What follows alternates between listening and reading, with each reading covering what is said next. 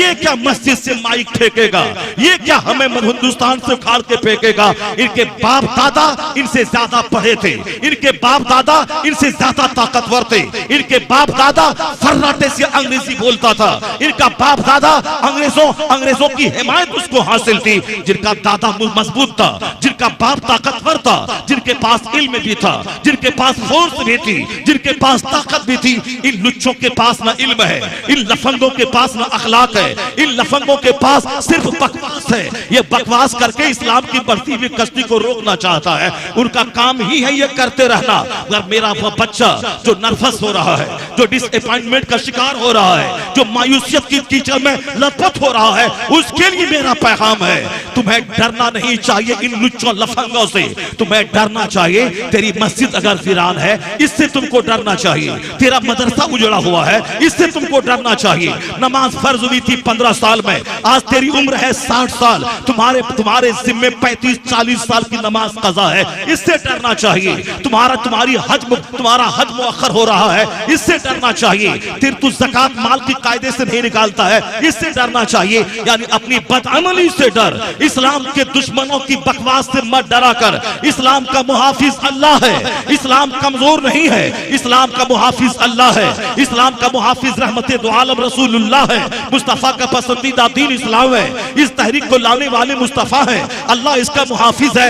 150 साल की तारीख बताती है कि जब जब दुश्मनों की तादाद में इजाफा हुआ है, कलमा पढ़ने वालों की तादाद में इजाफा होता चला गया है।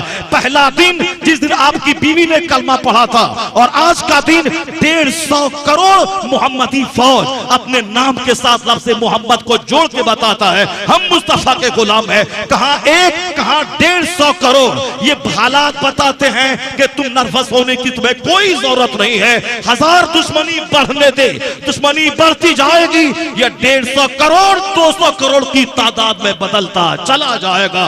दुश्मनी बढ़ती जाएगी, इस्लाम मजबूत होता चला जाएगा।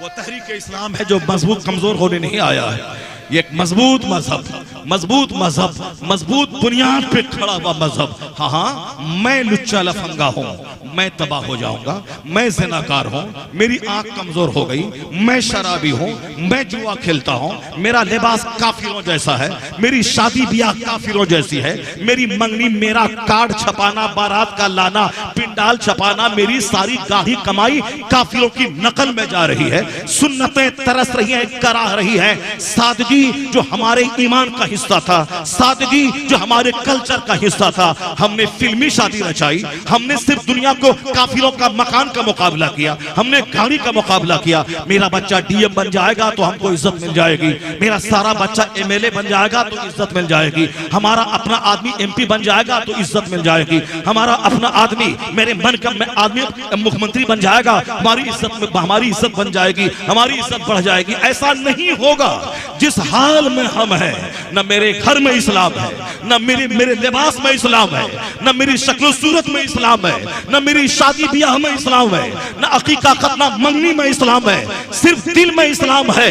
बज़ाहिर सारा काम काफिरों जैसा, यानी मेरी माँ बहनों का बेपर्दा फिरना, शादी के मौके पे बेपर्दगी का धमाल मचाना, इस कदर सज धज कर नंगे सर और नीम बरहाना होके जाना, जैसे कोई तवाइफें सज धज कर कराहत के इंतजार में अपने कोठे से बाहर निकलती है। यही है इस्लाम, यही है फातिमा ज़हरा की सीरत। एक शख्स ने निकाब के खिलाफ कुछ बोला तो सारा हिंदुस्तान चिल्ला रहा है क्या नहीं निकाब पहन के मेरी बेटी जाएगी।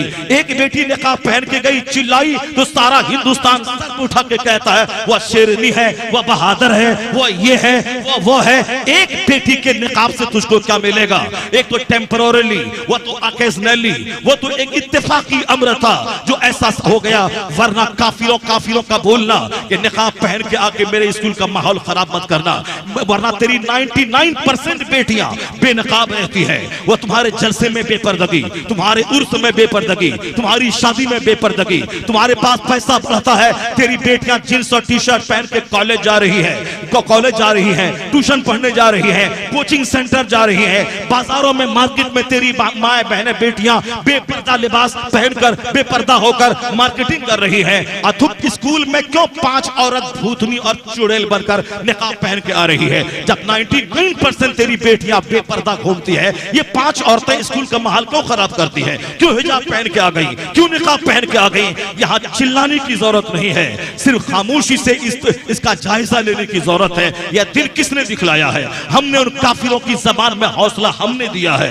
कि हमने समझा कि मौलवी का काम है दाढ़ी रखना, हमने समझा मौलवी का काम है टोपी पहनना। बहैसियत ईमानदार हमारा काम नहीं है काफिरों का मुकाबला करना, उसकी तरह क्लीन रहना, उसकी तरह लिबास पहनना। ये मौलवी का काम है मस्जिद को आबाद करना, ये मौलवी की बीवी का काम है निकाब पहनना। बाकी हमारी बेटियां ये अरबपति की बेटियां हैं, ये तो जीन्स टी शर्ट पहनकर जब पैसा बढ़ता रहे तो लिबास छोटा होता रहे। पहले पैसा था तो लिबास ढीला था, पैसा बढ़ा थोड़ा टाइट लिबास हुआ, और पैसा बढ़ा तो फिर जो पिंडली तक लिबास था वो घटके तखनों तो घुटनों तक आ गया। थोड़ा और पैसा बढ़ा तो वो लिबास शॉर्ट्स में बदल गया, थोड़ा और पैसा बढ़ा वो शॉर्ट्स बिकनी में तब्दील हो गया। यानी हमारा पैसा मुझको नंगा कर दिया। तो हम में एक काफिर में क्या फर्क रहा, हम में और एक काफिर की बेटी में क्या फर्क रहा? शादी ब्याह में वही धमाल है जो एक हिंदुओं के यहाँ है, फिर हम में एक जहन्नमी में क्या फर्क रहा? तो बेटी को नंगा पहले मैंने किया, मैंने उसका लिबास बदला, मैंने दुपट्टा छीना, मैंने उसको जीन्स से पहनाया, मैंने उसको चड्डी और बिकनी पहनाया। आज अगर कोई काफिर मेरे निकाब के खिलाफ बोल रहा है, चिल्लाता क्यों है, प्रोटेस्ट क्यों करता है, एहतजाज क्यों करता है, क्यों हल्ला करता है? ये दिन तो हमने उसको दिखलाया है। स्कूल में 90% बेटियां हमारी जीन्स टी शर्ट पहन के जाती है और 2-4 बेटियां निकाब पहन के आ रही है। वो तो बोलेगा ही अगर ये निकाब कंपलसरी होता तो तेरी सारी बेटियां निकाब पहनती। यहाँ तो 90% निकाब नहीं पहनती और तुम 5 क्यों हिजाब ओढ़ के स्कूल का माहौल खराब कर रही हो? उनका बोलना हक बजानिब है। यहाँ बुजुर्गों ने कहा है चिल्लाए बगैर अपनी तहरीक का जायजा लेना, अपने अमाल का जायजा लेना, अपने अहवाल का जायजा लेना।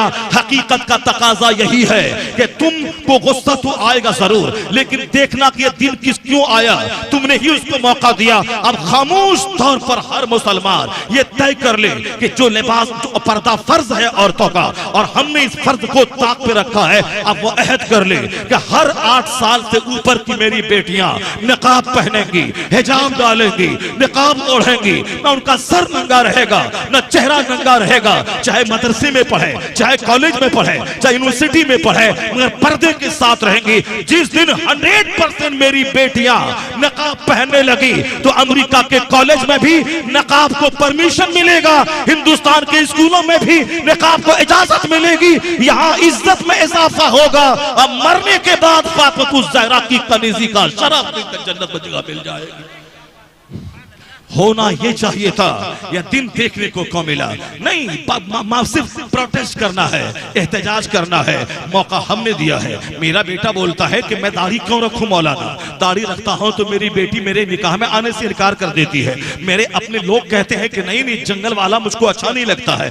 मैं कहता हूं कि हाँ बात बिल्कुल सही है, ये मौका हमने दिया है। हमने क्या कहा, 98% लोगों ने दाढ़ी मुंडाया। सिर्फ मौलवी और मौलवी के संपर्क में आने वाला 2% आदमी उसने चेहरे को दाढ़ी से सजाया। चाहे चेहरा जैसा भी लगे, मगर सरकार की सुन्नत पे अमल करना है, जैसा कैसे लगे। डॉक्टरों और तबीबों ने भी कहा है कि दाढ़ी रखने से ताकत में इजाफा होता है, दाढ़ी रखने से हुस्न में इजाफा होता है। दाढ़ी मुंडाने के नुकसानात स्किन डिजीज है, जल्दी अमराज है, सेक्सुअल फोर्स कमजोर हो जाती है। लगातार 7 नस्ल तक दाढ़ी मुंडाए तो 8वीं नस्ल नामर्दों और हिजड़ों की पैदा होगी। यानी मजहबी तौर पर भी दाढ़ी लाजमी है और जिस्मानी तौर पर फिजिकली तबीबों और डॉक्टरों के नजदीक ये दाढ़ी जरूरी है। अल्लाह ने औरतों को दाढ़ी नहीं दिया, मर्दों को दी है, क्योंकि औरतों के चेहरे पे दाढ़ी के बाल या उनकी जिस्मानी कमजोरी की दलील है, उनकी निस्वानियत खत्म हो जाती है। और मर्द के दाढ़ी मुंडाने का मतलब इनके नामर्द होने की दलील है, क्योंकि औरतों के चेहरे पे दाढ़ी के बाल नहीं है। अगर उगे वो औरत निस्वानियत की सिफत से आरी होती है। मर्द के चेहरे पे दाढ़ी अल्लाह रब्बुल इज्जत की तरफ से यह दाढ़ी एक नेमत है। अगर मर्द इसको मुंडाए तो उसकी सेक्स की ताकत कमजोर हो जाती है। तो हमने इसको ताक पे रख दिया। हमने फिल्मी हीरो को देखा और चेहरा मुंडाया, हमने आज के मौजूदा यहूदो नसारा को देखा और मैंने चेहरा का मुंडाया। अब मेरे बच्चे कहते हैं दाढ़ी रखता हूं तो कॉलेज में लोग कहते हैं आतंकवादी आ गया, या दहशतगर्द आ गया, या टेररिस्ट आ गया। तो मैं कहता हूं 99 तेरा बच्चा दाढ़ी मूंडता है और एक बच्चा दाढ़ी रख के कॉलेज जाएगा, वो तो अजूबा लगेगा ही, वो तो लोगों को आतंकवादी लगेगा ही। क्योंकि जितने आतंकवादी का चेहरा है वो सारे आतंकवादी के